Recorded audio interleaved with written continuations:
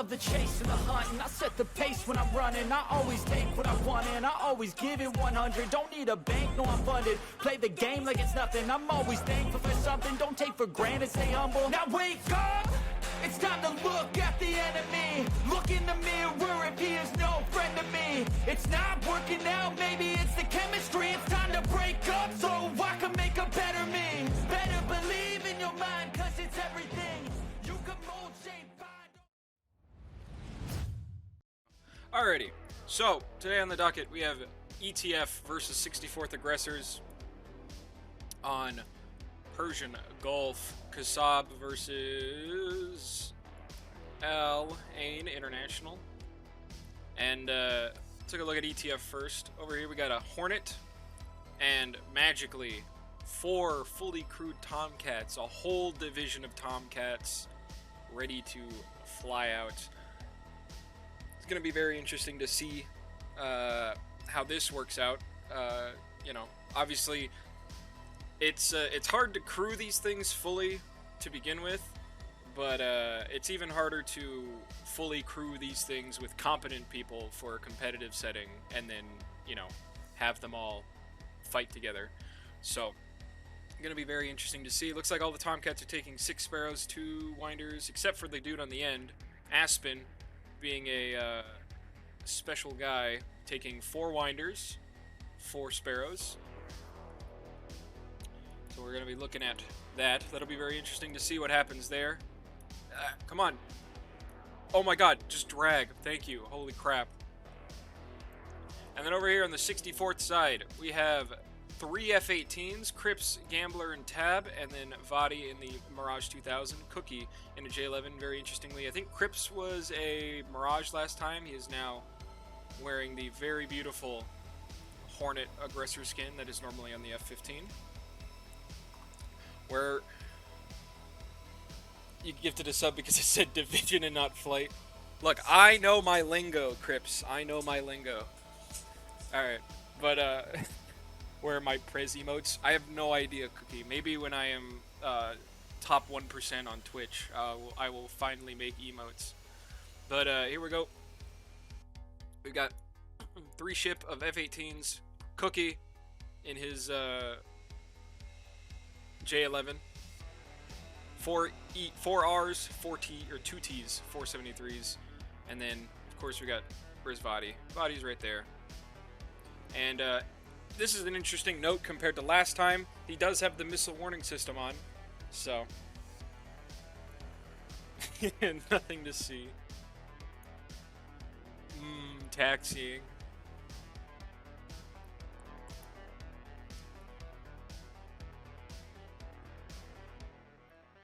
Heck yeah, baby.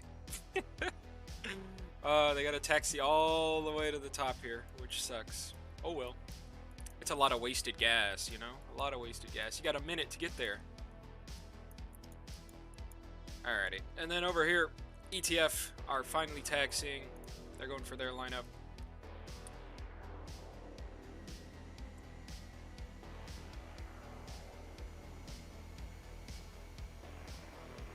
Look at that. She's gorgeous, guys. She's beautiful. What an amazing aircraft. Oh my god. Nah. Great jet. Very great jet. Although, kind of cringe, they're on a shore field and they're taxiing with wings swept, which is only done on carriers. As far as I remember.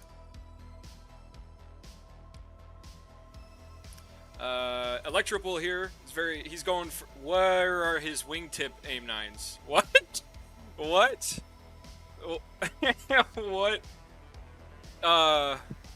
Electing to go for the double rack of AIM-9s and no wingtip AIM-9s for some reason.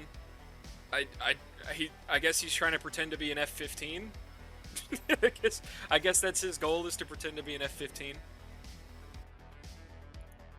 And then obviously we have the Tomcats. Let's take a quick look. Round should be starting right now, but I think they're being courteous and just waiting for aggressive. They're still taxiing. Got this lovely elephant walk going on here.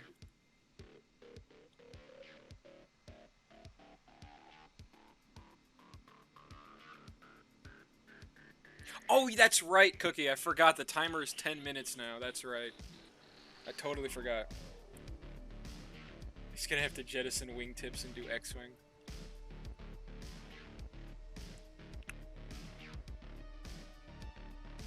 Absolutely lovely.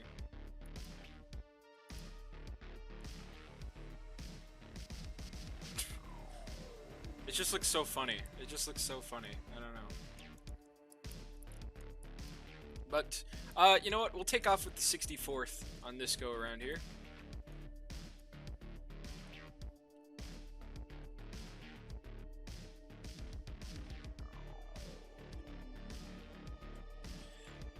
We will take off with 64th on this round, and then we'll take off with ETF on the next round. Get a little bit of that cinematic going on by getting rid of the bar at the bottom.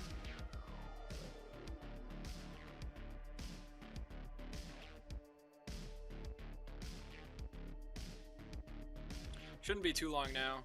Both teams have to just say they're ready. And the script should just tell them to go. And 64th were probably the only ones that had to wait, or had to be waited on.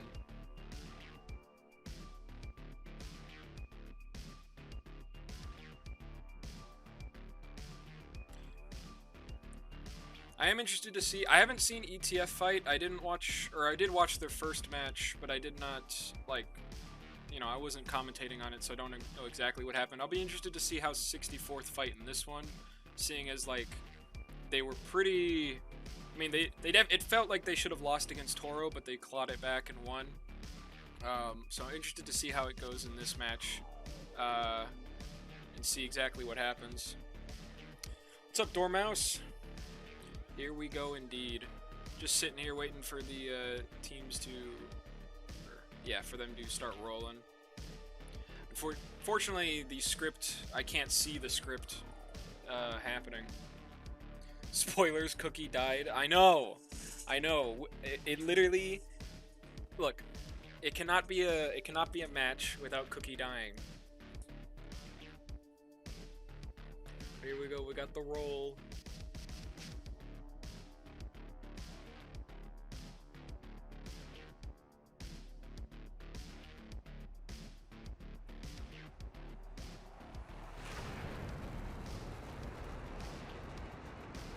Gorgeous.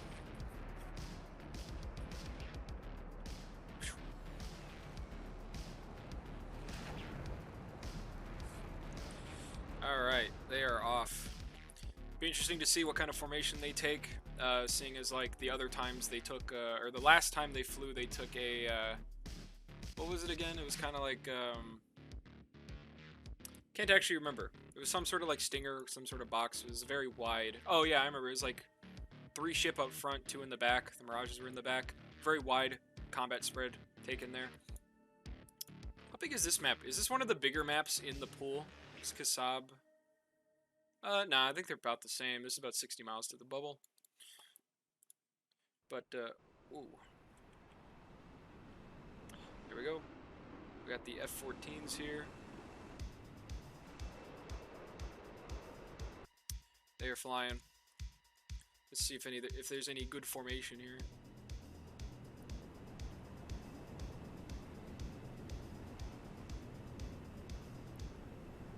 No skins. I know, because I don't think you guys submitted skins to the SAR thing, so I don't have them. And if you did, I just didn't see them. But I don't have your guys' skins, so unfortunately we're going to go with the good old, what is this, VF-103? The Sluggers or something? I can't remember. Yeah, VF-103, it says it right there. God, I'm good. I know my Tomcats.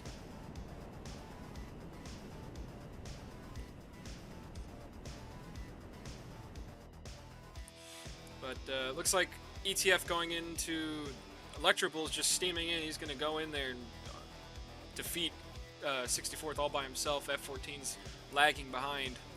What good are these General Electric engines if you can't get into the battle quick enough? God. Looks like we've got a bit of a ladder with a heavy lead here from 64th going on. So, yeah, just waiting for all the teams to break up. Let's see how high. Electrable's at 25,000 feet and climbing, subsonic. He's got his stuff. Still no wingtips. Just dropped his tank. Still no wingtip sidewinders. F-14s. Am I zoomed in here? I think I am. There we go. And yeah, F-14s are just flying along. God, what a gorgeous plane. Alright. Same deal over here for 64th, but they're in a little bit more organized. Definitely much more even spacing happening over here. We got Eclipse and Tab in a bit of a trail formation here. Definitely burning in Mirage 2000 J11 here. And then obviously Gambler all the way in the background with his Hornet.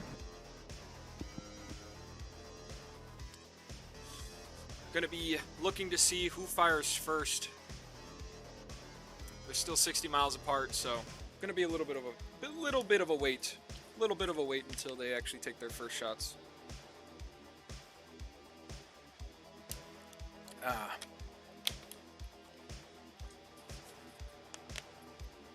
Oh, looks like ETF are busting out into, they're splitting that division into two separate sections, going into a bit of a combat spread here. How fast are these Tomcats? They're definitely supersonic, I think. No, just barely supersonic. Little, actually, you know. But these guys are definitely supersonic. Up in the low 30s, Electrable here in the high 30s. Boom, 38,000 feet. He's cruising. What about 64th? How high are they? What's the energy state on these guys? 30,000, 31,000 and holding for 64th. But they are coming in real fast. What is that? Mach 1.3 something, almost 1.4. Same deal for back here with Cookie and Vadi. Gambler, obviously, going a little over Mach 1.3. Electrable here just surpassed Mach 1. 14's back here, stuck subsonic, or they're climbing and they're a little. I think they're subsonic. It's hard. It's kind of hard to hear the in-game. Well, he's definitely not going supersonic. He's in mil power. Same thing for all of them. Okay. Looks like ETF might be going for a little bit more of a longevity play. They are breaking up into a good spread. 64th instead electing to stay in a bit of a trail. Well, now they're breaking up, staying in their like two ships. Gambler is going to go up the middle, looks like. And Electrable getting into range. He's already in range for a first shot. Nothing coming off the rail yet. Still nothing off the rail. First shot's though out from, I believe, Tab. Yep, Tab takes his first shot out, most certainly on Electrable. Electrable retaliates with an MH, and that MH is unfortunately lofting. But who knows? Who knows? Maybe that's the plan. It's the plan to loft these Sparrows. But no more shots. Okay, Mirage 530D, Gambler aim 7P out. Tab I think fired another aim 7P, or either Crips or Tab fired a 7. We got the F-14s firing their own aim 7s. We got a mix of aim 7Ms, MHs, Ps. They're all flying out. These MHs and these Ps are going to be lofting compared to those Ms. Electrable electing to snap his lock, turn cold. Aspen is flying directly into this aim 7. Oh, it wasn't tracking him, I guess. Electrable turn cold. Okay, very, very close fight. Tempest with an aim 7P out on Gambler, looks like. Aspen with an aim 7 on Vadi. Vadi with his own 530 out on Dormouse. Riker with an aim 7P out on Cookie, most likely. Dormouse, aim 9M. Vadi gets taken down by an aim 9M from Dormouse, and Dormouse stays alive. Gambler out here being singled out by Riker and Tempest and run down. This is a great opportunity for Cookie to come in and just slap them both. Cookie with an R27R, 4 miles against a beaming target. Aim 9M on Gambler. He gets taken out by the aim 9M, no flares there. Cookie still tracking these guys, needs to be aware of Electrable, hot on his nose.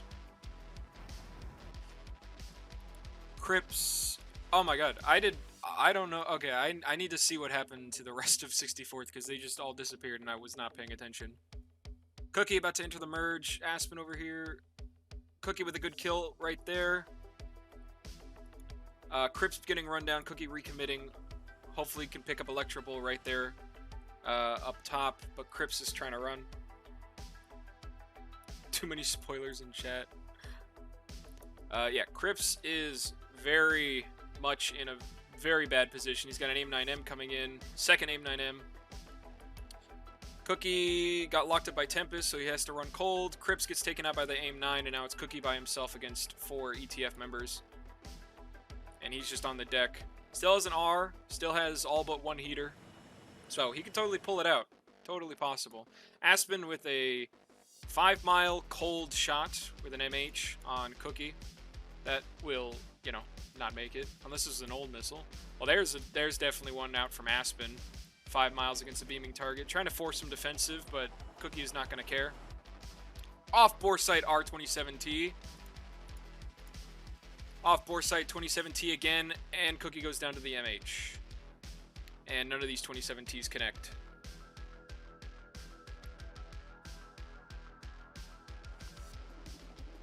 So, ETF come out as the victors here on this first round. So, definitely need to take a look at that Tacview because I have no idea what happened to like half of the 64th guys. I was paying too much attention, I guess, to the fight that was in like the southeast portion of this. Cookie dying was already mentioned, not adding any spoilers.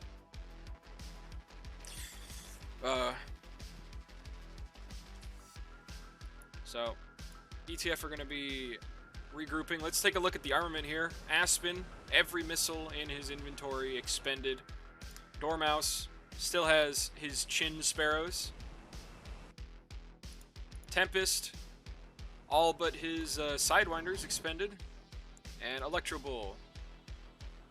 One sparrow. One sparrow was shot by Electro Bull. That was it.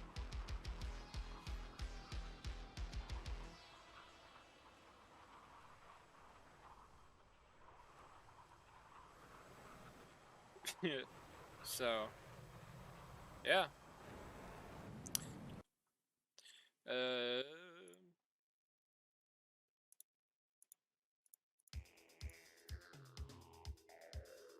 Alright. So real quick, do we want to watch them land, or should I just pull up the Tacview and we get a move on? Because I believe there's 3 rounds to this fight.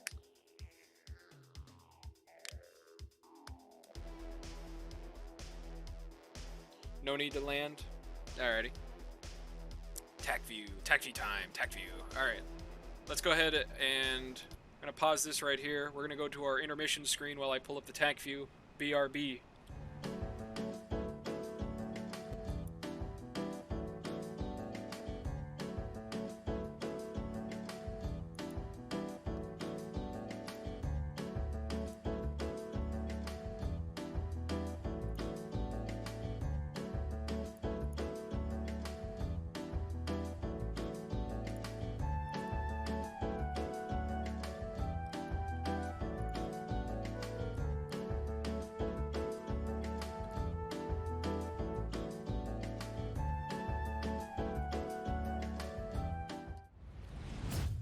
Alright. I think we're back. Should be. Yep, there we go. Okay, cool. Just gotta make sure. Let's hit play on the free Twitch streaming music again. There are 3 rounds. I wonder who wins next. Look, Yaze, you can very clearly just go to the tournament board and see the standings.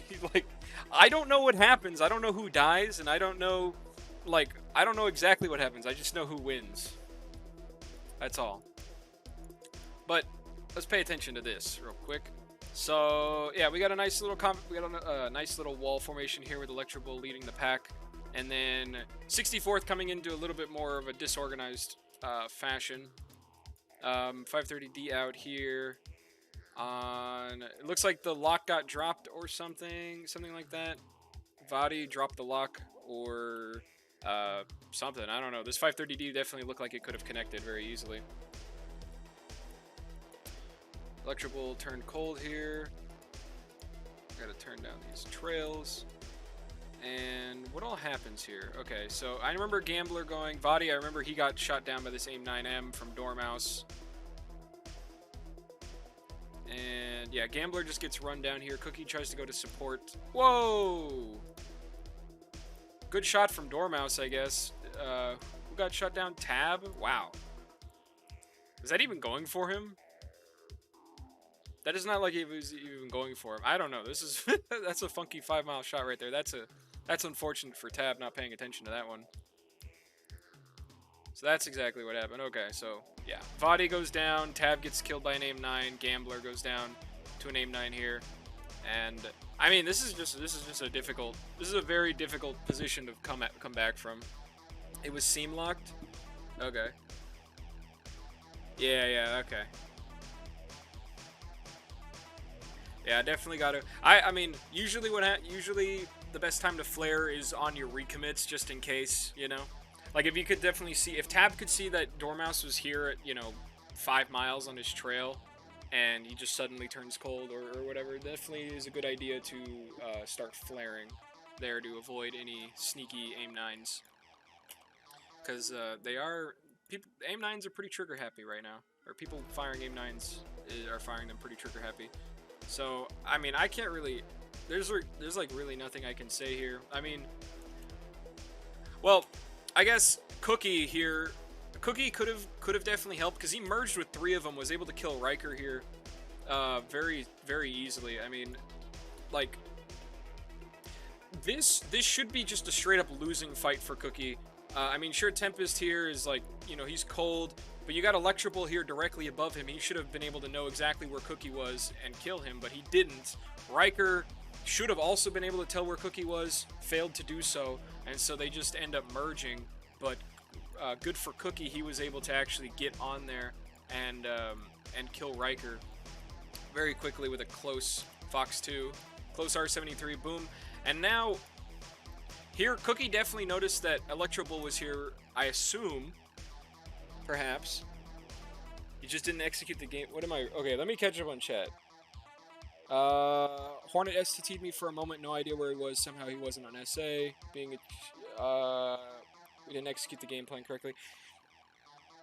Yeah, I don't know how this this Hornet would not be on would not have been on data link. It's pretty just unfortunate there, but you at least turned around.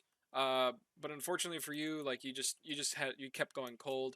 I think the best thing here, the best thing to do here, I think, would be if you had gotten spiked by the F-18 and you saw him in the front of you like this, just blow clean past him. Because I don't know if Tempest was on this, but you definitely fired a missile at Tempest. Tempest got shot at, so you would have known there was at least 2 people over here, or could have known there was at least 2 people over here. So I think the best thing would have been to just blow clean past him, look for Tempest, kill him, and then, I mean, the unfortunate part about that is that, you and Crips would be separated, and obviously you're trying to regroup with him, but he was a dead man anyways. He has an F-14 on his tail, just spamming Fox 2s at him until he dies, so, and then now you're just cold, completely defensive to everybody, which is a very unfortunate situation. I think this is a super rough match, or super rough round for 64th. I mean, like, they definitely had a little bit, they definitely came in a little bit more disorganized, significantly more disorganized. I don't know what happened with Vati's 530D. That could have really saved them had it actually hit, but it looks like he dropped lock like almost instantly. And then Vati dying to an aim-9 here to the face, and then Tab also dying to an aim-9 to the face. Like, it's just like stuff that could have been avoided. I mean, had they not died to these aim-9s, I think it definitely would have gone very heavily for the 64th side. Like, Vati could have easily killed Dormouse right here, and then Tab, dodging this aim-9, could have come in and probably killed Aspen, if not doing some sort of trade or something. But it definitely would have saved Crips here from getting run down, had those things not happened. So, it's just like, those 2 deaths right there just instantly crumbled, and then Gambler here merges with 3 Tomcats, or 2 Tomcats, my mistake, and then he just continues to turn in them. Gambler should have definitely turned away, just cut straight north, try to pull back into Cookie so Cookie can get a better shot on these guys, because these guys are clearly like laser focused on killing Gambler. So at the very least, he should have turned cold to try and help Cookie, or to try and aid Cookie in killing one of these guys. So just an unfortunate decision for Gambler to recommit away from Cookie, and he dies. So, but yeah. So, I mean, just a really rough round. Sounds like you were in our debrief. Maybe I was. Maybe I was. Fly on the wall, as it were. But, yep. First round goes to ETF, and we will go ahead and fix the score right now in front of everybody. I'm sorry, I don't have a second monitor still. Boom. Alright.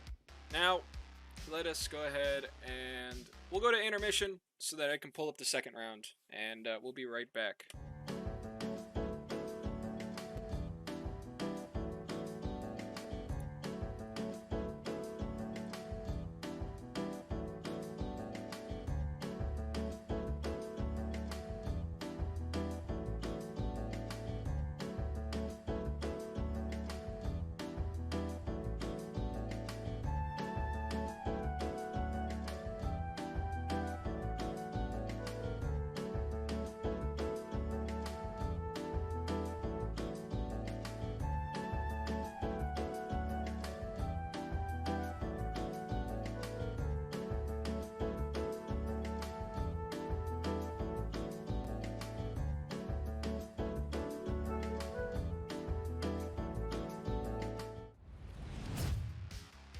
Alrighty, let's get back to it.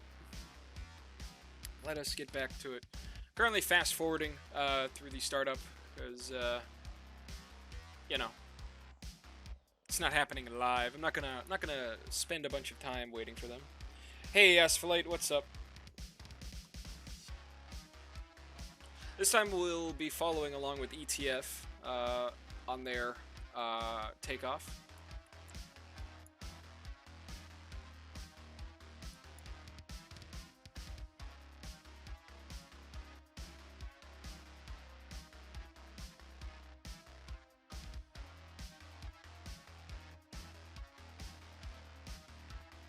Oh, it looks like ETF are deciding to take off the opposite direction and just turn back in. So.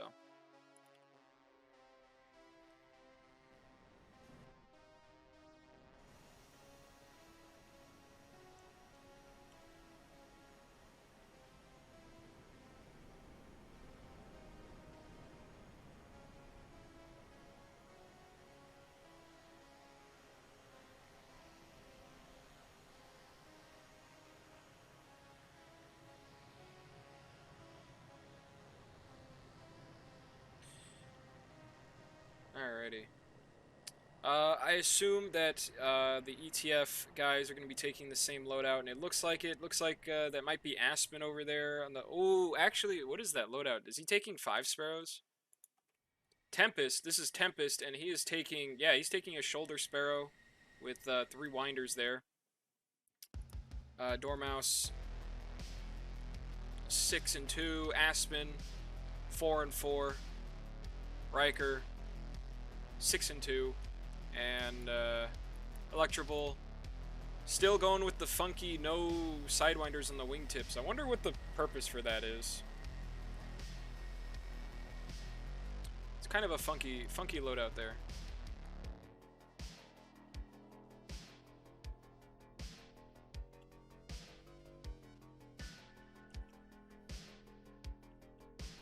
Am I on the ground? Hold on. I guess this is as low as I can go here.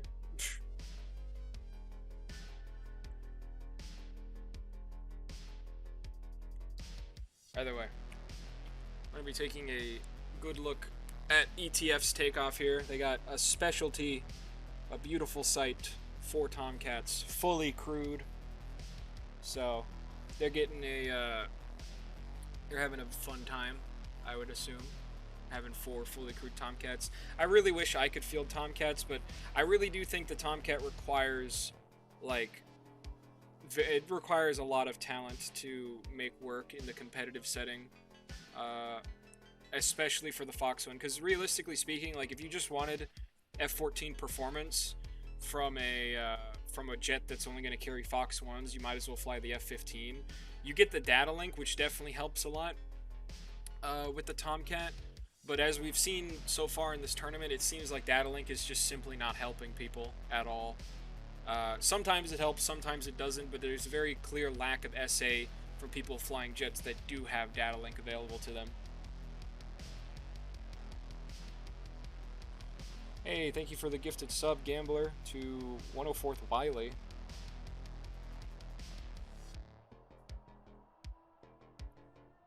So, right now we're just waiting for them to go. Shouldn't be too long now, about 10 seconds. 10 seconds until takeoff.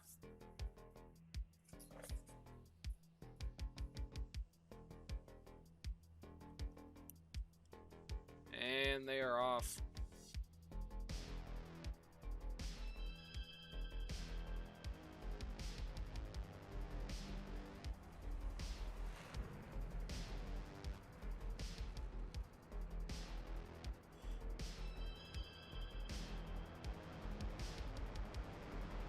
Yeah, very true, Dormouse.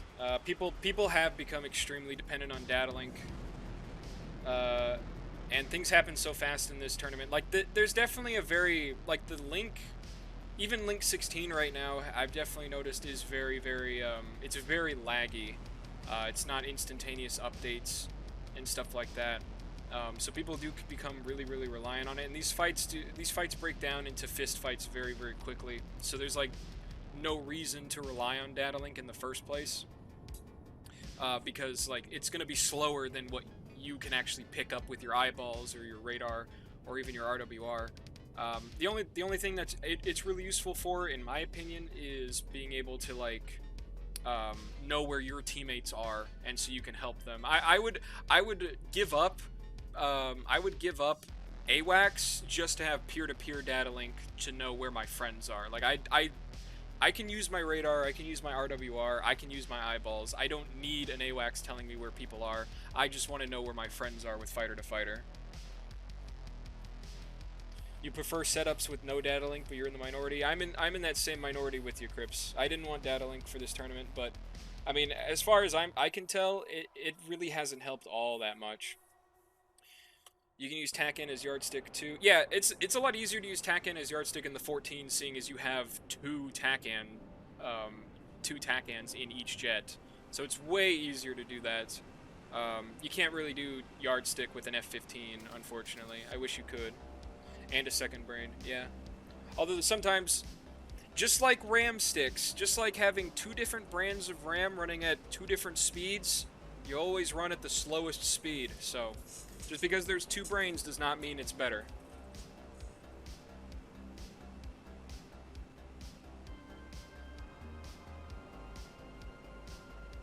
Which can help or hurt, yes, lol, yep. Alrighty. ETF coming in a little bit more broken of a formation. Aspen over here in La La Land. I don't know where he's going. He just took off and he's gone. He's a rebel. Crew meshing is the hardest part. Absolutely. I love Rioing. Rioing is my favorite part of the F-14. It's so much more fun than actually piloting the thing. And it's like, I can't have fun unless the pilot in the front seat is super competent, or I feel like they are competent, which it's a very hard thing to do, to find somebody that you feel is competent enough. Aspen still covered in stripper glitter, having gotten back from Vegas only a few hours ago. You gotta take a shower, bro. Gaming, I mean, I guess gaming while fucking disgusting is pretty normal for gamers. But yeah, gotta get all that stripper glitter off. Aspen seems like a cool dude. He is a cool dude. Look at him. I mean, he's taking 4 Sparrow, 4 Sidewinder. And then look at Riker over here. 6 Sparrows? Bro, what do you need all those Sparrows for? God, what do you Jeez. And this guy, a shoulder-mounted Sparrow on one side, but a shoulder-mounted Sidewinder on the other? What do you need that for, bro? Dormouse? Ugh, 6 Sparrows, bro. Come on. 6 Sparrows? You don't even need 6 Sparrows, dude. You take 1 shot to put him defensive, you take your 2nd shot to kill him if he decides to stay hot, and then the other Sparrows are just there to force people to go cold so you can shoot them with a Sidewinder.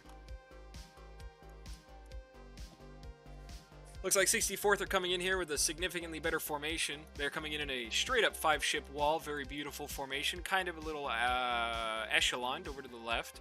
ETF coming in the same formation, although Aspen's a little offset back from Riker.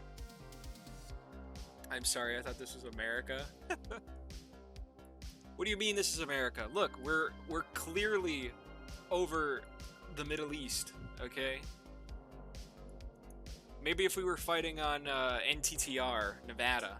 We were fighting on the Nevada map. That might be interesting, using Nevada as a tournament map. It's so mountainous and all that stuff. Might be cool. Looks like ETF, they're coming in, they're going to try and come in the same formation. I assume this is what 64th wanted to do. Now Crips and Tab are splitting up. Crips going for a really wide flank over here. Different airframes struggling to keep up with each other. Yeah, exactly. That's the big deal. Again, like, with my team, you know, our first match, we flew 4 F-15s and 1 reluctant F-18. And, you know, the F-18 had a hard time keeping up. So, like, you know, mad respect for being able to fly a fully crewed division of F-14s, because I mean, that's really hard to pull off in and of itself, but then also like getting people to actually be like, yeah, I want to fly the 14. Looks like Tab and Electrobull here are going to go heads up. Actually, Vadi looks like he's taking his shot. Electrobull taking his shot out on perhaps Gambler here, maybe even Cookie. Tab up here, 34,000. Electrobull up, also high altitude. The F-14s are supersonic, and they are at 35,000 feet. This Sparrow has been lofted. That'll never hit its target, unfortunately. Tab returning the favor at 15 miles of those own AIM-7P. Gambler out with an AIM-7P as well, out on possibly Aspen or something. Unsure at this moment in time. Dormouse with an AIM-7M. Crips returning an AIM-7P out. That is going for Dormouse right there. Tab cranking, holding his AIM-7P out here, trying to defeat this AIM-7. Gambler just decides to go ahead and notch. Cookie. One of the F-14s just got shot down. Which one was that? That was Tempest. Tempest and his F-14 just got smoked. He's down for the count. Dormouse completely defensive here to this AIM-7P being guided in by Riker. And it's going to miss. Boom. That's gone. Got Cookie and Gambler doing a little bit of good support here. Cookie with his own R-27 out, possibly on Riker here. 10-mile shot from about 36,000 feet. Very, very deadly shot. But retaliation shots are going to be deadly as well. Tab over here, looks like he's going to look for Dormouse. Crips needs to find Electrobull here at 14,000 feet. Looks like Crips does get him. Looks like he does spot him, perhaps. Look at that Sparrow guide in, baby. AIM-9's out from the F-14. And he's popped down. Tab, still alive, firing at Dormouse, broke off a little bit to defend there. We got Cookie running cold from the J-11. Gambler firing AIM-7Ps out on targets that are not next to him, but he's got to spot Aspen right here. Riker turning on to Crips to run him down. Vadi's got to help Crips out real fast. Okay, Cookie, you got to recommit. You got to recommit. Good job, man. Good job. Your buddy Gambler here is going to fight. He's going to merge with this F-14 here, and he's blind in the merge, giving up his 6 o'clock. Unfortunate. Dormouse with an AIM-9M, really far, 8 miles. 8-mile 9M shot, and Gambler is probably going to get smoked here. He's not dumping any flares. Yep, there it goes. No flares, just chaff. Unfortunate right there. Vadi is now in the 6 of Riker. What happened here? Tab just flew straight past him, but Vadi's running down Riker. Got to pay attention here. Cookie is a little lost here. Needs to spot Aspen quickly. Vadi also needs to spot Riker. Doesn't look like he is. He's blind. Tab might see Riker here. Cookie with an R-27T out. That does not track at all, it seems. And he just gave up his 6 to Aspen. But Aspen is also blind. Dormouse. Geez, it is just, like, crazy here. AIM-9M coming out on Riker, which takes him out. Good shot from Tab. Vadi coming over here to help Cookie. Cookie is dragging now, looking for the Dragon Bag. Aspen is just, I don't know what he's doing. He's just in PAL, I guess, throwing his nose around, trying to lock something up. 530D out from Vadi at 4 miles. Super deadly shot. Nearly impossible to defeat unless you notch it, which, is it going to be notched? This does not look like it's a notch. And he's down. Boom. Done. Now it's a 1v3 Dormouse by himself, running down Cookie. It's really all he can do, because if he turns cold from Cookie, he's not going to have enough time to pick up Vadi or Tab, especially Tab, and defeat Cookie. Ooh, Cookie is... Oh! Ah, what is happening?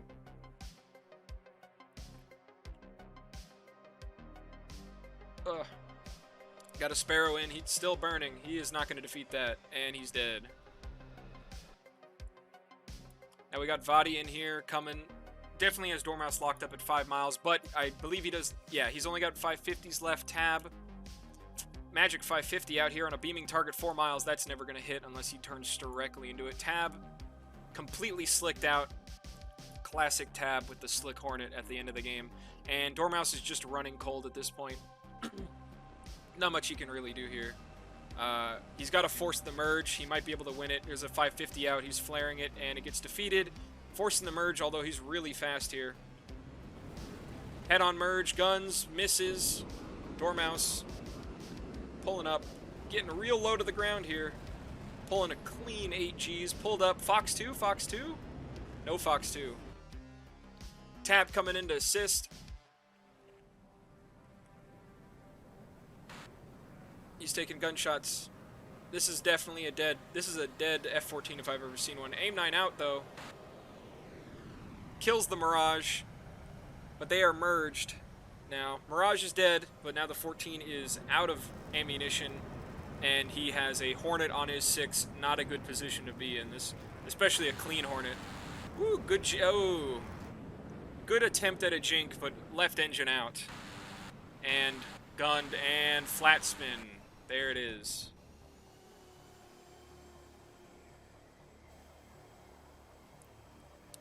And Tab once again wins. Tab with a gun kill once more to secure the victory. Good job, Tab. Even if he did have to use a paddle.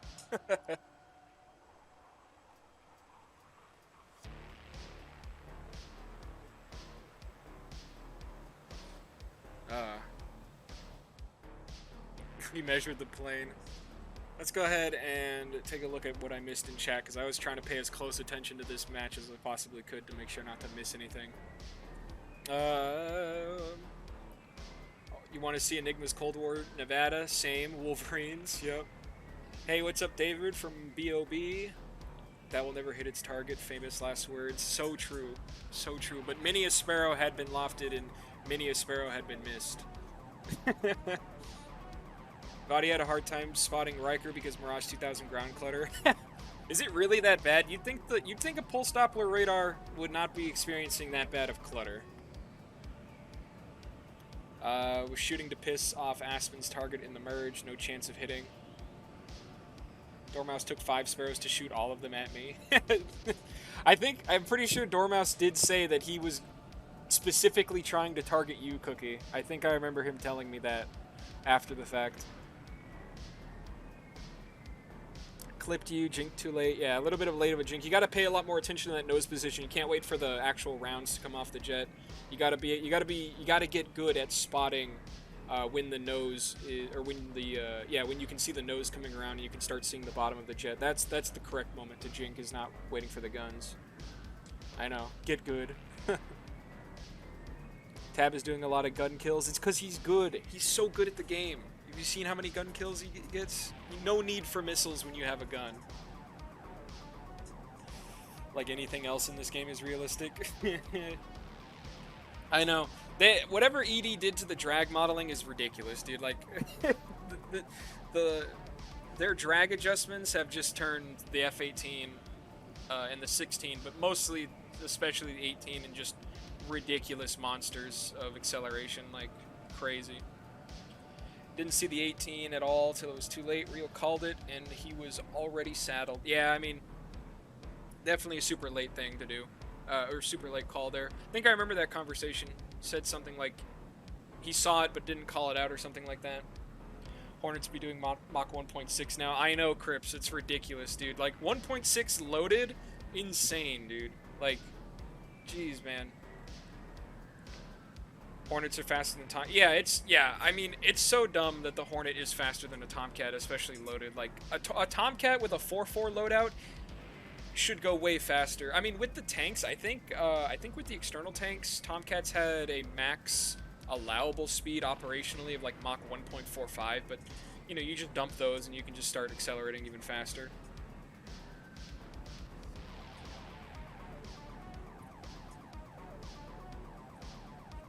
Stop coping. F-14, too realistic. F-14 is too realistic, not meta, should not be allowed to fly. We need Ace Combat 0 airframe performance right now. This is we should all head to the forums right now and tell ED to decrease the drag because it's too much on the 16 and 18. 60,000 pounds of thrust stops acceleration at Mach 1.1. Absolutely. Don't you know that it's 65 to 68 degree wing sweep is not enough to accelerate in the supersonic regime? Too much drag. Might as well be flying a P-51 with completely straight wings. Ridiculous. Ridiculous to think that an airplane of that aerodynamic design could ever achieve supersonic flight, even with that much thrust. Ridiculous. Alright, well, I'm going to assume Tab lands, so we'll go ahead and cut to the intermission, and I'll bring up the Tacview, so I'll be right back.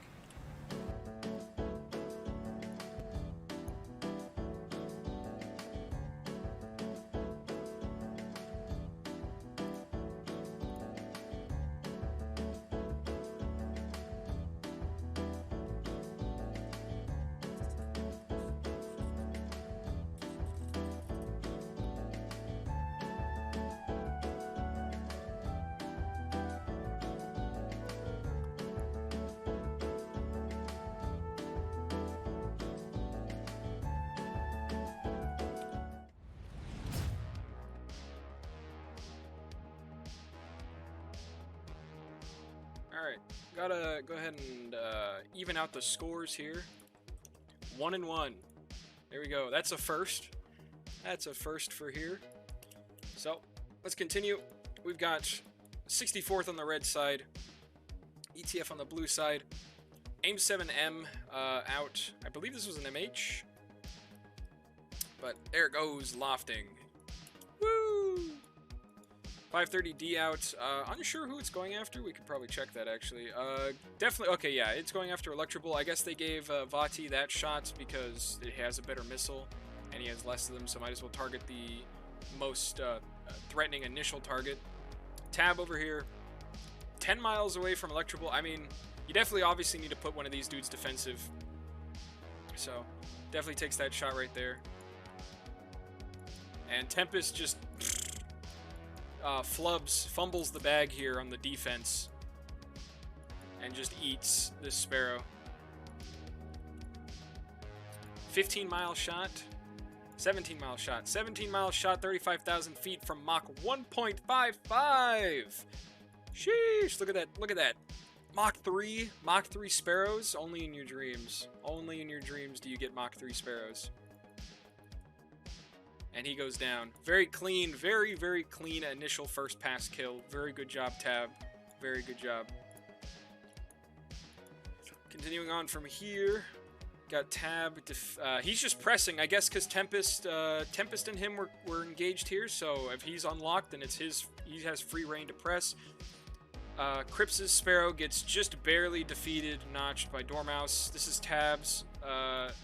This is a perfect moment for Tab to come in here and just kill Dormouse, right? Or even just snap, lock up, fire, kill Electrable.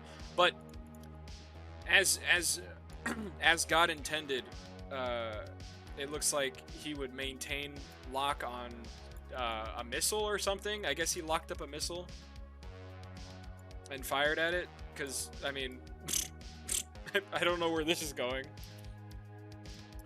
So, wasted Sparrow there. Yeah, I know. Yeah, that's what I'm saying. He came down with a bit of the Hornetitis. Cookie over here firing R27Rs out on Riker, who's completely turned cold, getting engaged by Aspen, so turns cold. Gambler recommits. Tab putting Dormouse defensive, continuing to press. Riker putting Crips defensive and continuing to press, which is a perfect time for Vadi to come in here and help Crips out. And then this is where Aspen and Gambler merge. Let's see. Yeah. A lot of Sparrows being... Oh my god. Aspen, calm down, man. Let's see. That was not even your first Sparrow. So there's one Sparrow out on the first pass on looks like Vadi. Breaks off of Vadi, retargets one of the guys over here to assist Riker. One Sparrow out on Cookie. 2 Sparrows out on Cookie. 3 Sparrows out on Cookie, and that is every Sparrow on his jet right there, completely gone. Gambler just low SA here. Fires a Sparrow at nothing, possibly a missile that's supposed to be still in flight on him, but your missiles just went stupid there, I see. Hard defense here from a Gambler. Recommits, fires another Sparrow at nothing. Again, another... Were you accidentally firing these in TWS or something? Gambler? Because that could be the issue. I know that's an issue that we've been having with some of my guys flying the 15, is that we use TWS to grab people and they forget to STT them. Yeah, gotta make sure you hit that that lock button again before you shoot. Kept getting flood mode. Yeah. So here, this blind merge, pretty bad idea, pretty bad predicament here, especially because you did like a huge Syrian lead turn there and gave up your 6 o'clock. So we'll see. We'll take a breakdown of what could possibly happen or what should happen here once somebody else dies. Boom, Crips is down. Okay, so perfect. Crips and Gambler go down, and now it is a 3-on-3 with 64th kind of in a pretty advantageous position as they are all like on the outside of the fight. So if I just grab Bullseye here real quick to break that up. All right, so if we take a look at, we'll take a look at 64th's options real quick because they are on the outside of this fight, so they kind of have a little bit of a better setup. So Vadi should definitely right here just immediately grab Riker and kill him, and it's done. Tab probably push in to help Vadi out here with Riker, but as soon as he's dead, which should be like almost instantaneously, snap over, grab Dormouse, and try and chase him down, right? Because he's just simply the closest target. Cookie over here, obviously he has to take out Aspen right here. So he's going to do that, and then most likely, you know, either swap target to Dormouse, maybe get off a sneaky 27T R73, and then cut cold, and then try and do some sort of dragon bag. Either direction, really, because you got Vadi over here, and you got Tab over here. So, like, very easy fight, especially because of Vadi's positioning to Riker and Tab over here. The fight is very, very close. Let me actually see how close they are. Yeah, 8 miles. So pretty far distance for Tab to get in this fight. Cookie over here with Aspen at 7 miles, but Cookie is in a more advantageous position being above Aspen. Aspen's low to the ground and you know, got only moderate energy. Vadi over here within merge range, 2.5 miles here. And then real quick, looking at ETF's options in this particular position is you got Aspen here, so he just got rid of he just killed Gambler, so he should definitely work on trying to acquire and kill Cookie as quickly as possible. He still has a little bit of distance, he has a little bit of time, you know, possibly visually spot, go quick into PLM, PAL, or even VSL, lock him up, take a Sparrow shot to force him defensive, because it's going to be extremely hard to defend a Sparrow from low to high at this range. Dormouse over here can most certainly assist Cookie, or assist Aspen in killing Cookie, although I think the better idea would be to snap left over here to try and kill Vadi if Riker is aware that Vadi is right there, or to even just completely go like this and try and keep Tab off of him if Riker feels like he could win this merge. In Riker's case, I mean, the only thing you can do here at 2 miles at this point is to break in to Vadi as aggressively as possible, try to start some sort of fight, maybe in that ensuing merge, get some sort of SA on Tab here, and then Fox 2, like get a little sneaky Fox 2 off on at Tab while Dormouse comes to assist and kills Vadi. You know, because over here, Aspen and Cookie, this is just a 1v1. This is just a 1v1. You have to just let that one break out. Cookie is at the advantage in that 1v1, but Riker here needs the help if ETF were wanting to win. Riker just needed to get out of this situation, which, you know, was a little bit of the case. Riker was lucky that Vadi just could not pick him up, but Tab you know, being on the ball there, was able to snipe Riker with that Fox 2. And then now, all of a sudden, you have Aspen, who is still, I think I remember this, he was just like blind defense, you know, going in circles. But from here, he has to quit it, immediately try and go after Vadi, kill him, and then, you know, try and lock up Tab, kill him. That's really the only thing he can do. Dormouse here, running down Cookie, and he has to. There's no way he could break off, try to assist Aspen in a push back north to kill Vadi and Tab, because if they just let Cookie go, Cookie's just going to immediately recommit and kill them both, you know. So just like a very, very difficult situation. They're outnumbered, they're in a pickle. It's just a very difficult situation to win from. And Vadi, I mean, this one is just easy. Vadi, you know, Fox, kill Aspen, he's dead. Tab, support the Aspen kill, and then swap over to Dormouse to try and kill him. All Cookie has to do is he just has to, you know, drag and bag here, and he can do that in any direction. He's already turning over here to the east, so he might as well just continue up that turn. If not, you know, just turn this way, keep arcing, maybe force a merge if necessary, and then you just have Vadi and Tab coming in to assist there. So it's not that big of a deal. Look how slow Aspen, couldn't see his dot, it literally wasn't moving. Okay. Yeah, that's what yeah, Aspen was just on the deck here. I mean, we can even take a closer look here in the, like, after he killed Gambler here. So he pulls away, I assume he did not see the splash itself. Does not see the splash. And here, yeah, it looks like Aspen and his Rio did not see the splash, and so possibly we're thinking, hey, I'm still in this dogfight with this Hornet, even though the Hornet's been dead for a long time. So, you know, here, if you're on this Hornet 6 and you know you're on his 6, there's no reason to have broken away like this, because you just lost SA and then just allowed yourself to be like, oh, I don't know where I'm going, and then you eventually just die. So pretty big blunder there from Aspen, from the Aspen crew in the F-14, because definitely could have just broken off. He called the splash. Okay, well then I don't know what the reason for him continuing to dogfight was. So yeah, well then I don't know, something just needed to be figured out here for, like, because if he called the splash and then continued to dogfight like this, then I don't know. It's just a kind of a funky course of action to take there. But over here, if we look at, yeah, so Vadi just had a 530D still on him, and that's just not going to be possible to defeat at all, especially with Aspen being so slow. Like, it's just, he's dead. Like, there's no way, you know. Like, that's just going to come off and hit him. So, there. And then Dormouse just running Cookie down, and Cookie is just not able to escape this second Fox 1. This is a 1.6 mile Fox 1. You're just not going to defeat that. That's well within Nez. So, just way too difficult. But, obviously, Dormouse is... this was actually a very interesting merge.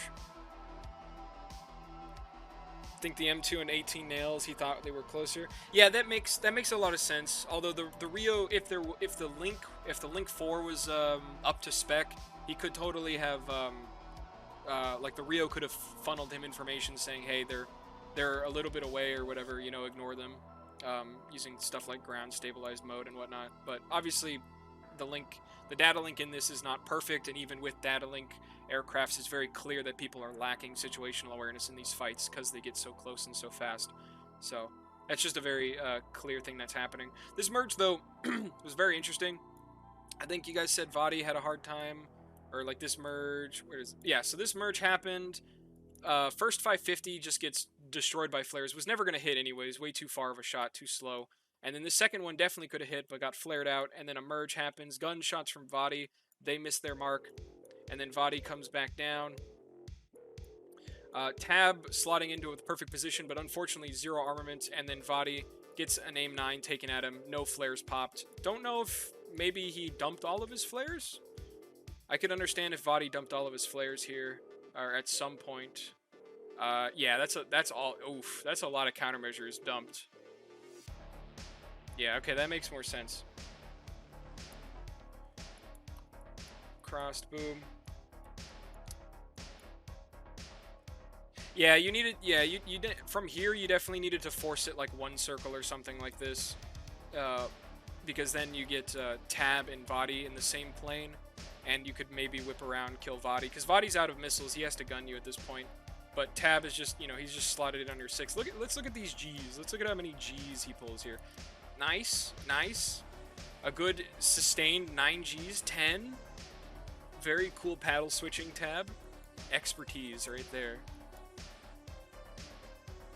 And then there's the kill. Didn't see the 18, he crossed your 6. Alright. Yeah, I mean, this is just a hard situation to deal with.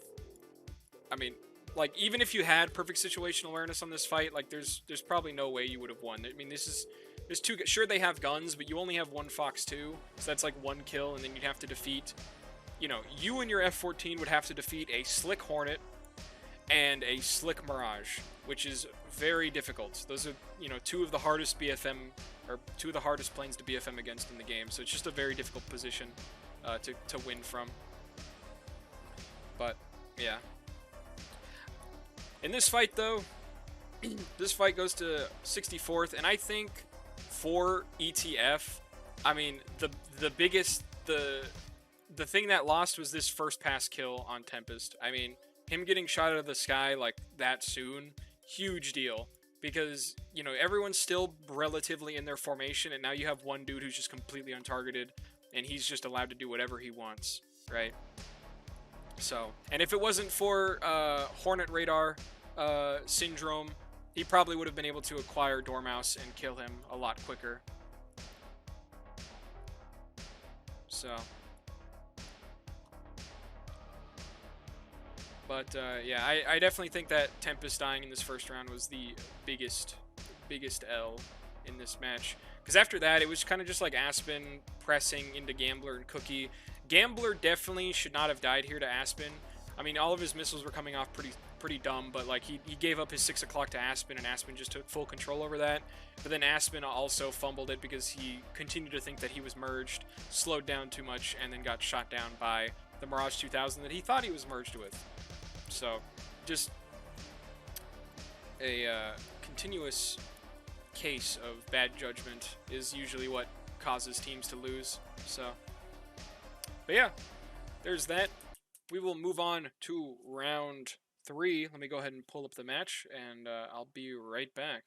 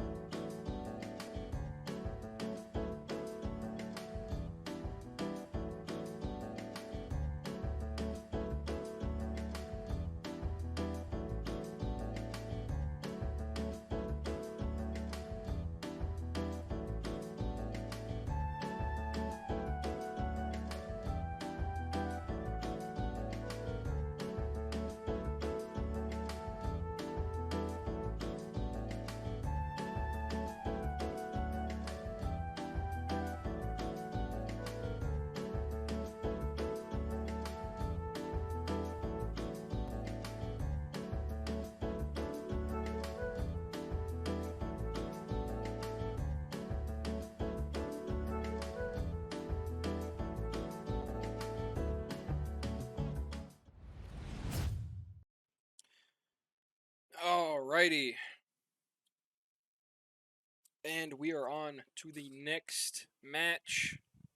The final round. It is currently 1-1 ETF 64th. Very, very interesting fight breaking down here. And ETF back on red side, back on Al Ain, so they don't have to do any funky turnaround stuff. 64th over here. Looks like, yeah, they're just going to go ahead and taxi all the way down to Kasab, or to the north end of Kasab, so they don't have to deal with having to turn around. Oh, gotta turn on the music. Forgot. Whoopsie. Alright.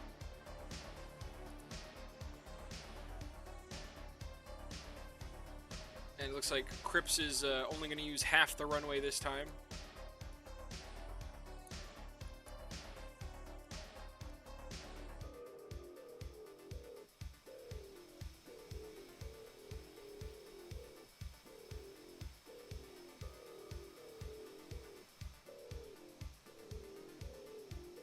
So, gonna look at probably the same exact loadouts for both teams.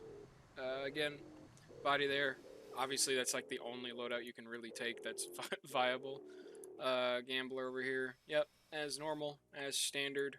Cookie, probably the same deal. Oh, actually, Cookie with the extra R27R here. That is, yeah, that is a normal R. For some reason, it looked like way longer than a normal R. But yeah, Cookie with a extra R over the T. Very interesting. 5 and 5. I think that's probably one of the best loadouts for the flanker over the 4 Rs, 6 heaters, because the Russian heaters are so easy to flare. They're just so piss easy to flare. Like, I don't know why anyone would want to take that kind of loadout, really. If you have access to 4 R73s, you know, why take 2 Ts? You know, I can understand taking 2 ETs, but I really can't understand taking 2 Ts. I think you're better off with the extra R. But yeah, I mean, he's taking it 5 and 5. That's a really good loadout, and we'll see what happens with that loadout in this coming match. We got the Hornet, and here you see the Hornets circling their Mirage prey.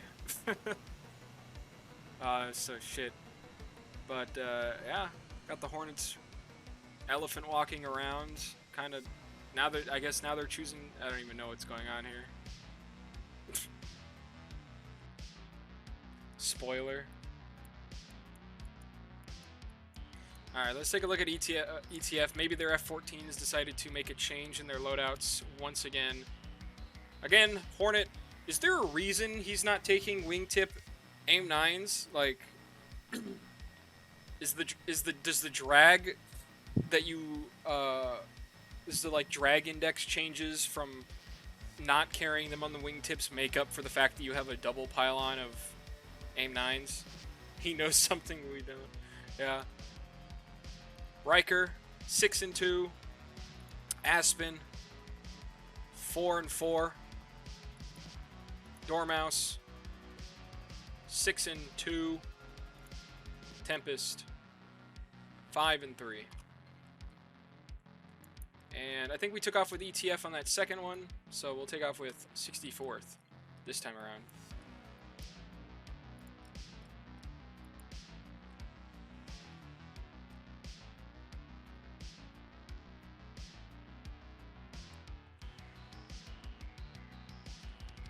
Let's see. IRL wingtip 9s reduce drag. They act as winglets. Yeah, that makes a lot of sense. I guess that's not the case in game.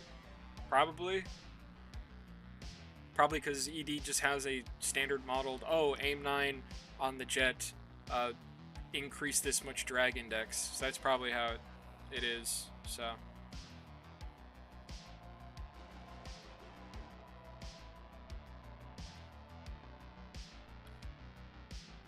But yeah, like we said, like I said, he's probably he just wants to LARP as an F-15 without the F-15 performance. But here we go.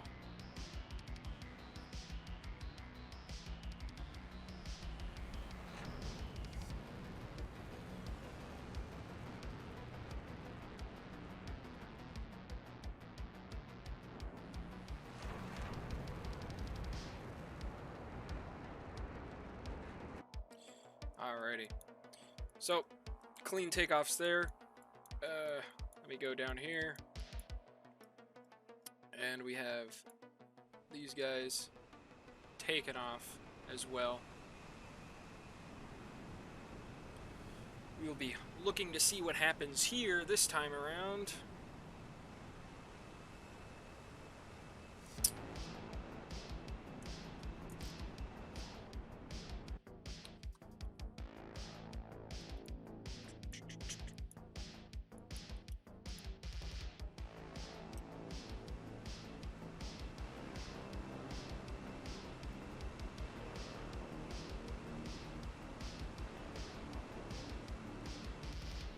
See, why can't all planes have a wing cam like this? Why does ED have to center the camera on the top of the plane? It looks so stupid.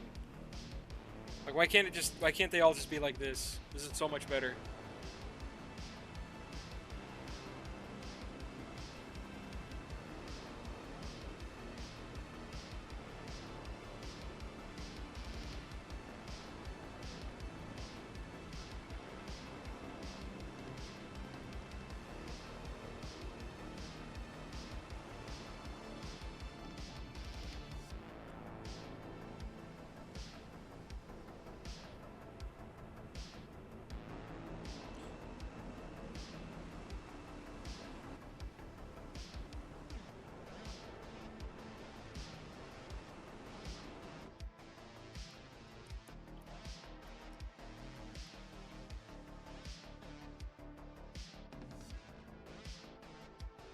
And there he is.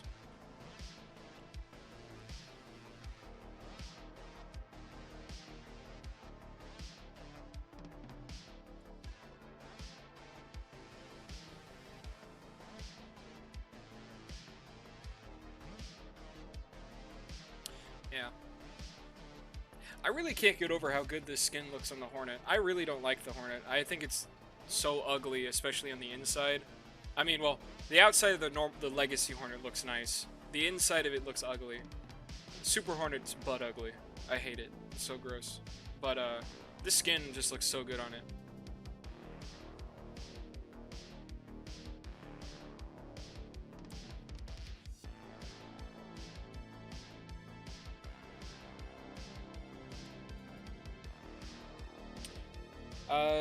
What is your name? Tavals? He just dropped his centerline tank.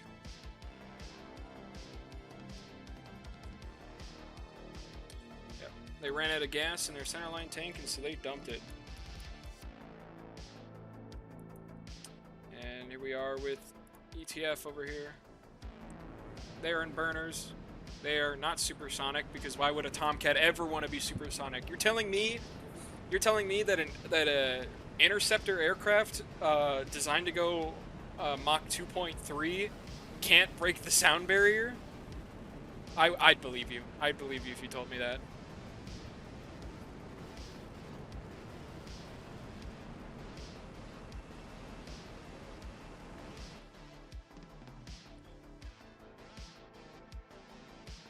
Hey Combs, why don't we have a rewind button? I know it would make making cinematic stuff so much easier, dude. We really need to have a rewind button, dude.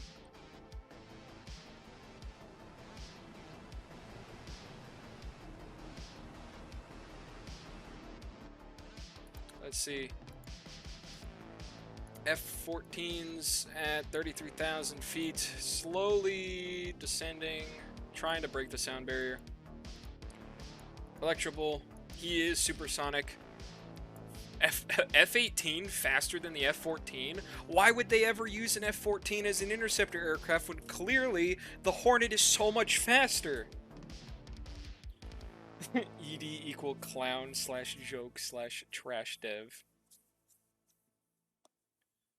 So true in so many ways. Unbelievable. Look at this Hornet. Look at this Hornet. You see this? Crips right here ripping at 900 knots over the ground. That is Mach 1.5, baby. 1.5. Let's look at the Hornet. Let's look at the F-14. Subsonic over the ground. Just now breaking the sound barrier. Dormouse, subsonic. Aspen, subsonic. Riker, subsonic. Pathetic. Pathetic. F-14, slowest plane in the game, if you ask me. You could beat it. You could beat it in a freaking BF-109. If only I don't lock my own Sparrow first pass. Dude, Tab today. Okay, well, I'll have to cut that short. We got 530 and AIM-7P's out. AIM-7MH on Tab. These are very close shots here. AIM-7P out from Tempest, out on Tab. Looks like Vadi with his 530D out on, I don't know. It's tracking. It's tracking. Looks like it's probably on Tempest or maybe even Electrable. Crips out with an AIM-7P. Looks like it's tracking on Dormouse here. Aspen, Gambler, Cookie over here. It's a pretty slow fight. Vadi and Tab definitely unsupporting theirs, but Electrable's turning cold. Dormouse is notching. So right here, Crips, this is a perfect opportunity for Crips to just grab Tempest, or just to grab Tempest and kill him, like right here, right now. But he decides to turn cold. He's on the deck. Tab recommits. Definitely is going to rip one out on Tempest here at 8 miles, 8.5 miles. Dormouse ripping his own AIM-7MH out on Tab. So he's got double targeting there. This is a great opportunity for Crips to try and come around and try and kill one of them if he could. Vadi needs to just recommit. He's just out of. He's just being a drag right now. But Aspen turning cold. Gambler. This is a perfect opportunity for Gambler to commit and press. Just kill them. R27R out from Cookie at 8 miles, right about on Riker from how high? Yeah, pretty decent altitude. Good shot taken. Tempest, good job Crips from recommitting here. Electrable, that's definitely a one-on-one there because Dormouse does not see it. He's going after Vadi. Tempest trying to run down Tab here. Cookie gets Riker to turn cold, so now this is just a clean press. Gambler needs to recommit immediately. 10 miles in dragging somebody. 1v1 from Crips here. Is he going to win it? And he does win the 1v1. Good job, Crips there. Aim 7 MH from Dormouse onto Vadi. Vadi gets taken down. Super 530D just misses Tempest because Vadi got taken out there. This match is very split right now. Watch Riker. Pause. We're pausing it. We're pausing this right now. Let's take a little look-see here at what happens between this R27T and Riker.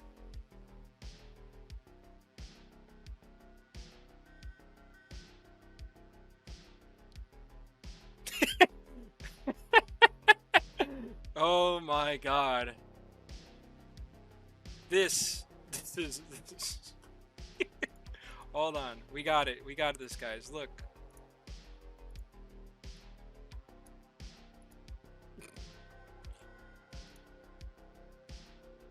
That's a big L right there. That's a big L. Oh my god.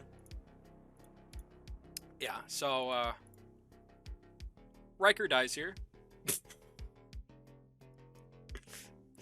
Alright, aim 7P out here from Gambler and Aspen to get him to turn cold. Good him grabbing him off of Cookie there.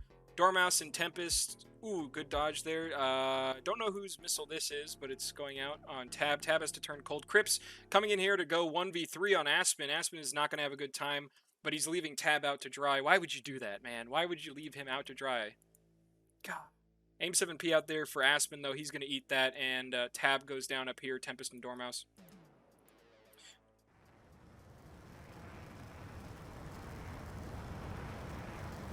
And there goes Aspen. And now it is a clean 3-on-2 here. Tempest and Dormouse at least have situational awareness on each other, which is a good sign. Tempest going for a little bit of altitude here, which is good. Dormouse staying on the deck. He's got one Sparrow left. I definitely try and at least get up to a little bit more altitude so you can force them defensive. A lot of people just like to stick to the deck and hug it. I think people should definitely try and gain a little bit of altitude. R27R out here from Cookie on one of them at 11 miles at 10,000 feet.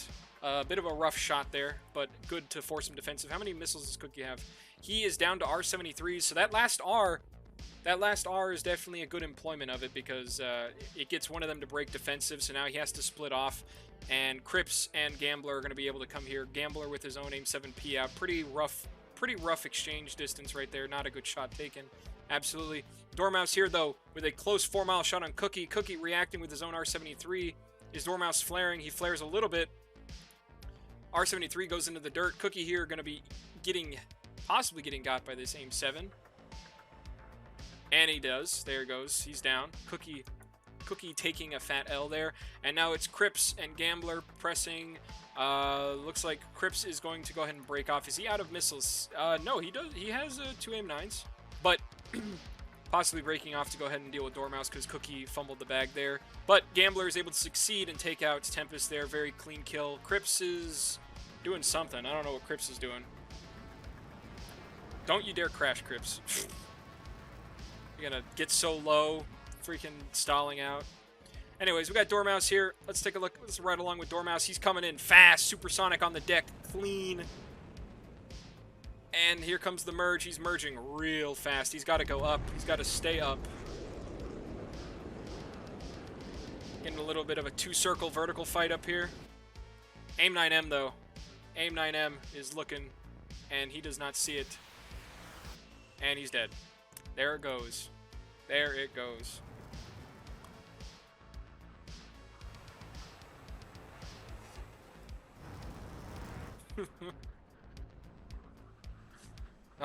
Well, there goes that's the round, ladies and gentlemen. That is round 3 of ETF versus 64th Aggressors in this House of SARH 2022 tournament. That third round definitely was a little bit more fun to watch. I think 64th, it was very clear that 64th had it. The first round, it was very clear ETF had it. The second round, it kind of broke down into a lot of chaos, but 64th was definitely able to win that one because they were a little bit more ahead of the game, especially because of Tempest getting sniped out of the sky first pass. And then now you have in the third round. This is a very, very clear like 64th win. I definitely would say.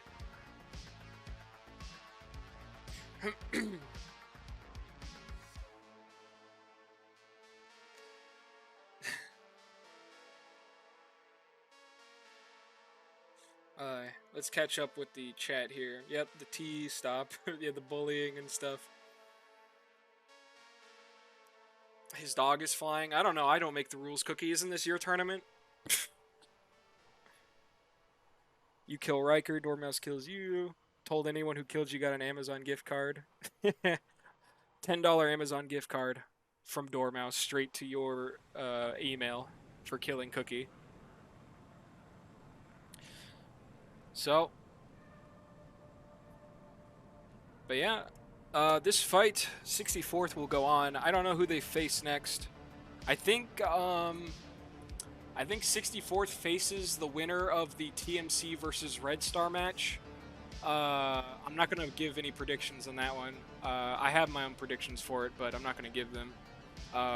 So that'll be an interesting fight. Grim Reapers are set to most likely fight Griffin next. I'll be streaming the Grim Reapers versus 36 Stormo match next. Not today. My voice is getting hoarse from shoutcasting this, so it'll probably be tomorrow, maybe earlier, or Sunday. One of those 2 days.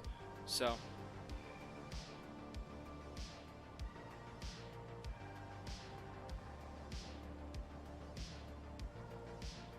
Yeah. Let's go ahead and fix the scores here now that 64th has properly won.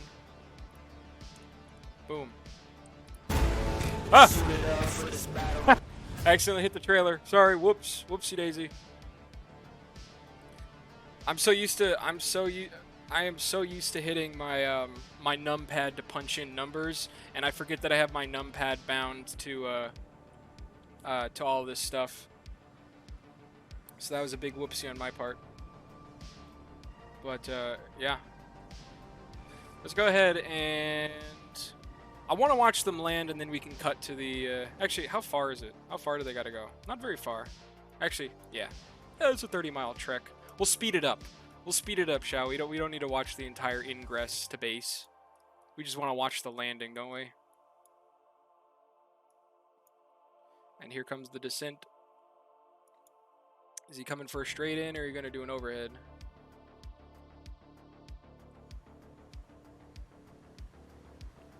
Looks like it's perhaps a straight in.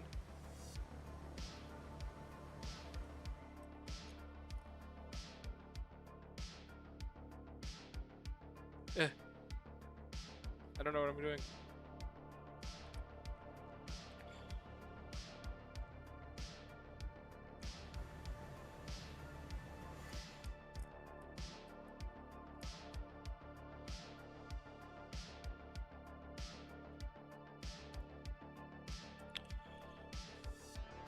Let's see it, Crips. Let's see if he can land the F-18. Again, one of the most difficult airplane to land ever built.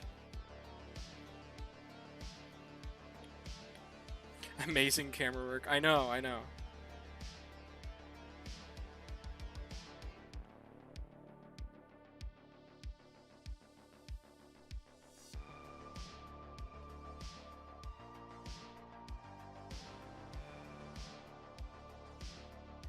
It's blurry.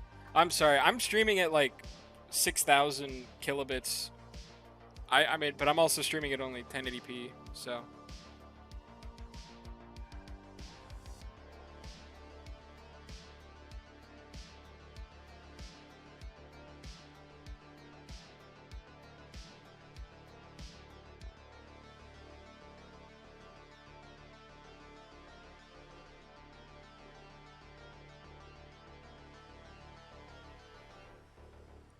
There we go. And that's the secured victory right there. You're on mobile. Yeah, it's probably you then. I haven't had any other complaints about blurriness. But, that is the 64th victory secured right there. So, in that case, I will pull up Tacview. We'll do a Tacview, and then, yeah. So, I'll be right back.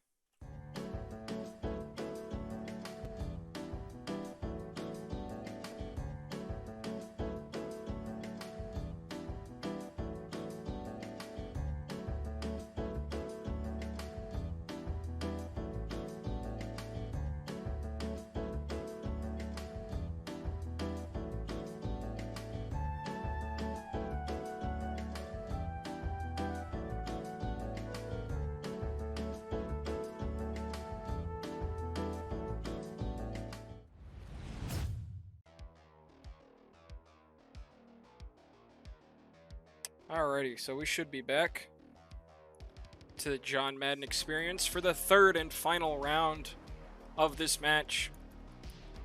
So, definitely the 64th Ingress here definitely seemed like it was a lot less organized. I mean, and that's probably just due to the integration of having like dissimilar airframes. You got 3 Hornets, a J11, and a Mirage 2000. Not necessarily the most easily, you know, integrated with one another. Versus ETF's much cleaner formation, but at the very least, 64th will have no problem sorting this very clean formation. ETF might have a little bit of an issue, especially with the Crips and Tab close formation here. A little bit of an issue sorting there.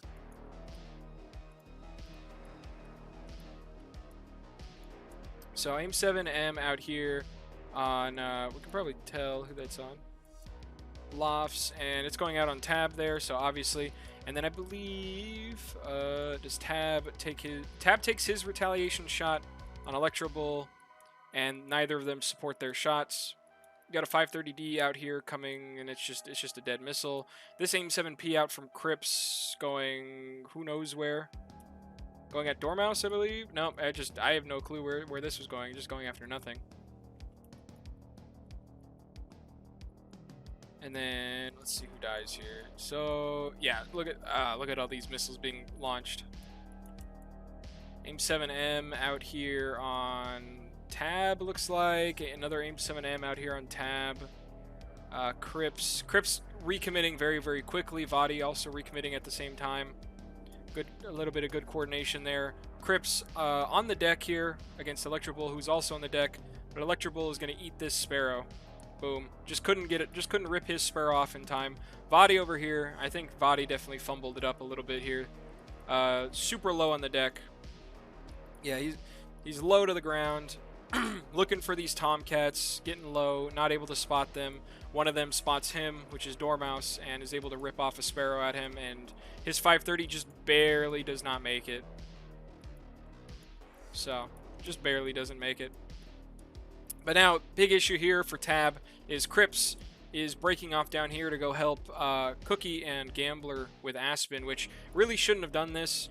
Obviously, hindsight, it's 2020, and obviously I have perfect situational awareness here, but Crips definitely should have turned back up north to assist with to assist Tab. It probably could have been able to at least get one of them to peel off. But yeah, Tab gets smoked by an AIM 9 right here. Let's see. You messed that up. I fired on one, saw the other snap hot, then he went cold and wasted them. Yeah. It was a good pickup, though. You missed Crips. Crips was definitely the bigger player here because he obviously killed Electro Bull, but you at least got Vadi, and Vadi would have killed Tempest here. Like, there's no doubt in my mind that Tempest would not have died had you not killed Vadi. So, is a good kill there because you at least, I mean, you lost one guy and kept another alive. So it's either kill Crips, lose Tempest, or kill Vadi and lose Electro Bull. I mean, there's no saving both of them here. Okay, you sorted with Bull. Yeah, I mean, there's no saving one or the other here. In one of these rounds, Tab's missile hits the Tomcat but doesn't damage it. Is it one of these rounds? I mean, this first one definitely hits nothing. Second Sparrow goes straight into the dirt. Third Sparrow, ooh.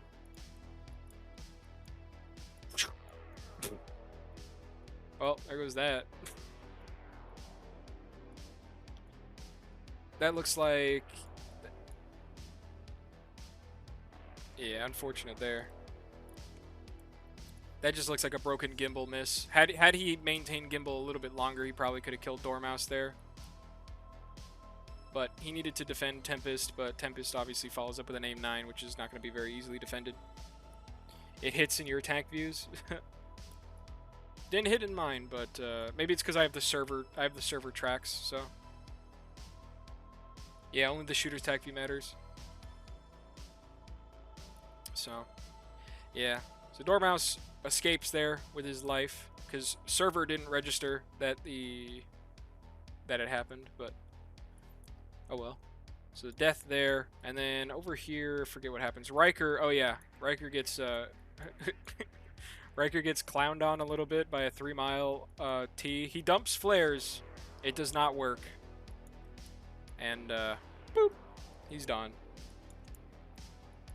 And lastly, oh yeah, here, so Crips just comes screaming in, takes a Sparrow shot here, 4 miles, very good shot. Aspen defends, but it's not good enough, and he gets hit by it. Subsonic T as well. Let's see the speed on that T. Yeah, Mach 0.81 on that T, and he eats it. Very cool, very cool.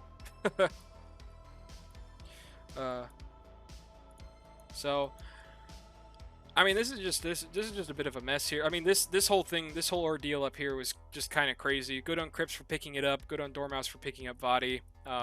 Unfortunate for Tab to get left to dry by Crips here, but Crips went to go assist, killing Aspen, and Aspen gets taken out. And then from here, I mean, like, what are you really gonna do? I think Tempest still had a couple of missiles, or he maybe only had 1 heater. Dormouse, I think, still had a heater. And then Crips, I think, was completely clean at this point. Cookie still had missiles. Gambler, I think, still had missiles, but I'm unsure. Yeah, he definitely fired an aim 7 there. Cookie fires a 73, but it goes directly into the ground because he's too low to the ground. Boop, there it goes, into the ground. Gotta get altitude. Gotta get a little bit of altitude. Gotta maintain a little bit of altitude at least. Yeah. You had a missort here. It definitely seems like it, because Cookie takes a shot at Tempest. Gambler, you take a shot at Tempest as well. And Crips is just left here, you know, whatever. I mean, they are stacked on top of each other a little bit. You know, in this moment, they're stacked. And, yeah, I mean, especially if you're already locked them, it's going to be hard to, like, you know, figure it out without data link. So,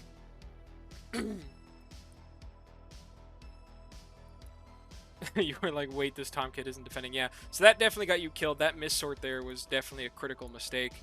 And then Crips over here, Gambler. I mean, this is a 2-on-1. Crips turns cold. I assume maybe to, I don't even know, but he recommits here again, gets really, really slow. Dormouse over here, supersonic, coming in after Gambler, and merges super fast, bleeds a ton of energy going up here in this fight, but then just eats the aim 9M because he just doesn't see it, doesn't flare. Very difficult thing to do here. I'm obviously not in the Rio seat here. I assume you're in like PAL or something like that, so you locked up Gambler, so you know he was coming. If you had the radar going, you might have been able to see Crips. Probably not, he's so low to the ground. But if you did have better situational awareness here, then obviously like the better plan would just be to just, you know, tell Gambler to screw himself and merge with Crips instead. You know, maybe try to get Crips with a kill, or try to kill Crips. So, yeah, Rio wasn't watching. Got to get that Rio to stick his head out of the canopy. You know, once it's the pilot's radar, the Rio no longer looks down at the screen unless he needs to get certain situational awareness. Focus on the gunshot. Yeah, I mean, you were definitely going for that gunshot. You wouldn't have hit it there, most likely, but I mean, good try, good effort, and 64th come out with this win. So, yeah, had him in the pipper. Alrighty. Well, that was it for this match. Let's go to the thanks for watching screen. that was it for this match. I want to thank you guys all for watching. Thank you guys all for being here, all the input and everything like that. This was a really, really good match to watch. 2-1 for 64th.